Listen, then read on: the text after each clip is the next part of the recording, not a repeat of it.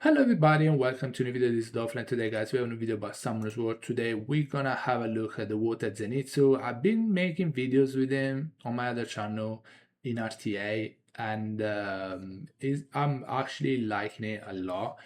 It's not quite the dark one. The dark one is just broken, but the water one is pretty good. I'll have a look. I will show you. So I will have a look.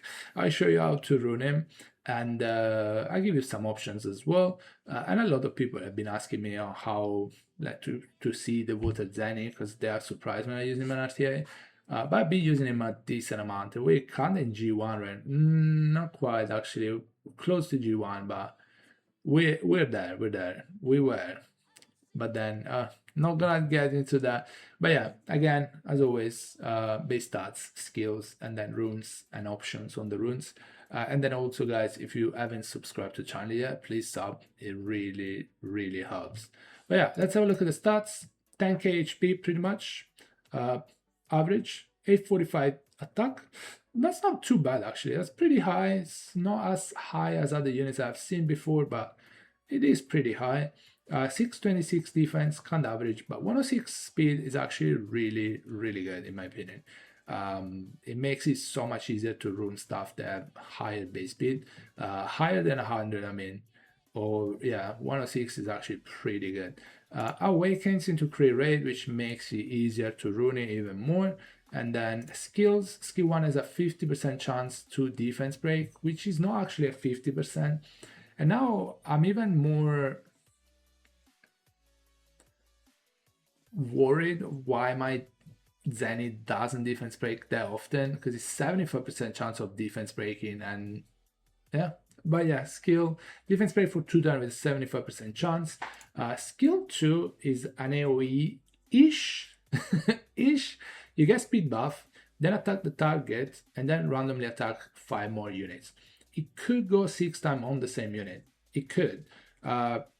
Unlikely, but it could. The 5 hits after the first hit are random. So make sure you target the one you really want to stun, and then the other ones are gonna be random. It might even miss 1 or 2 units. It might just go for 2 units. It's absolutely random.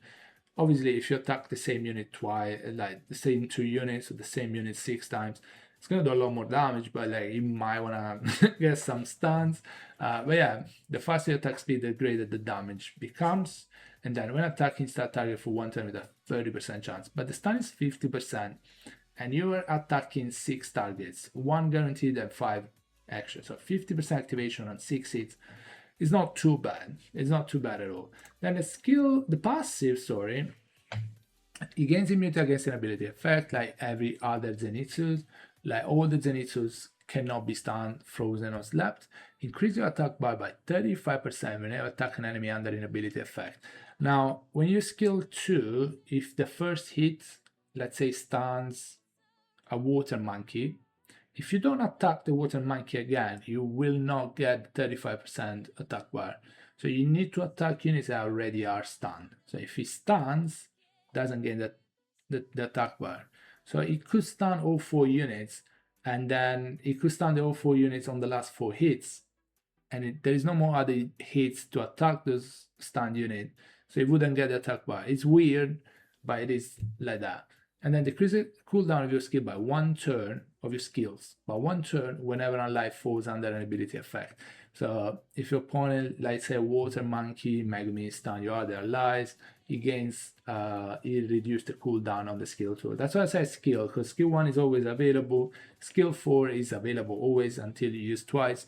Then skill 2 is the only one that has an actual cooldown. It's just not even that long. It's 3 turns. So this stun something, you get skill 2 up pretty quickly. But yeah, the attack bar is good because you can get 105% attack bar, so you get another turn. But it works weird. And then skill 4, we know what it does. It gets attack. Okay, we'll read it. Attack then with an attack that always has an attribute advantage.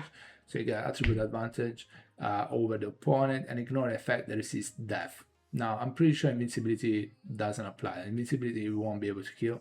If you have attacked enemy target with HP below 30%, deals additional damage by 30% of the target's max HP. and then this can be used only twice. Increase your attack bar by 50% after using the skill. So you can use it twice. Ignore effect that resist death. That means like Julian dies, stuff like Julian will die, like Dark. I think Fire Cassandra dies as well. I'm not super sure, but I think so. But yeah, and then 50% attack bar. A really good unit. And then I have him on Valiant Will. I have him on crit rate, as you guys saw in the beginning. I have him on Valiant Will. You can go Despair Will. I think Despair Will is pretty good because, you know, if you stun, you can get attack bar, but not really, because if you just stun the unit, you won't get attack bar. You need to attack them again, but then you can't proc because you're on Despair. So I kind of think Valiant is actually better, because if you skill 2 and you proc, you can skill 4, and then you get 50% of the skill 4 plus 35% from the passive, so you get 85% attack bar. I feel like Valiant is better. I feel like the Dark Zenny on Despair is better because Dark Zenny gains attack bar anyway if he crits.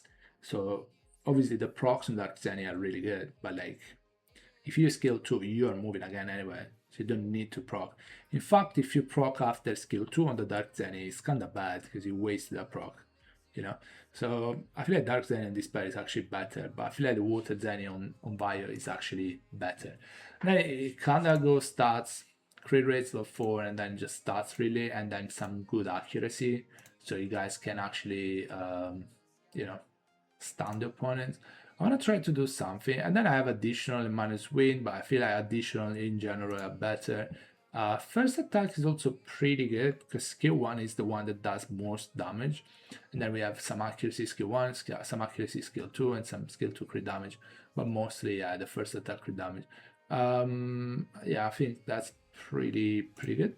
And then you don't want him to squish him, otherwise it's just gonna die. Let's just go some decent stats, speed as in as long as it's tuned, right? If he's tuned, that's the right speed. Don't need to go too fast. Bear in mind, if he's too fast and he moves in front of, say, a stripper, he can't defense break, he cannot stun, he can't do anything, so I don't want that. So might look slow maybe. It's still 278, that's not too bad. I also have 32 accuracy, which is pretty good in my opinion. But yeah, honestly, I'm impressed on how good is working, and I need to max the runes because, you know, +5, +10 and 13, and this rune is also kind of messed up as well, but it's a lot of grinding that I need to do. Also, I wanted to check something here. Sorry, guys. Is that attack or is attack? Oh no, it's HP. I could do this for the accuracy, but it does not have attack, you know. I could go like this. I do lose attack and HP, but do gain 1 speed and 10. That's not bad actually at all. Could also go like that, but no, it's too much. So yeah, I feel like the main better thing would be to do this, but I do kinda like the angels, but maybe the angels they just lose 10 arc. I don't think I have much arc on them. 24. I mean, I guess. But yeah, that's gonna be it for the video, guys. Thank you for watching, and I'll see you in the next one. Bye bye.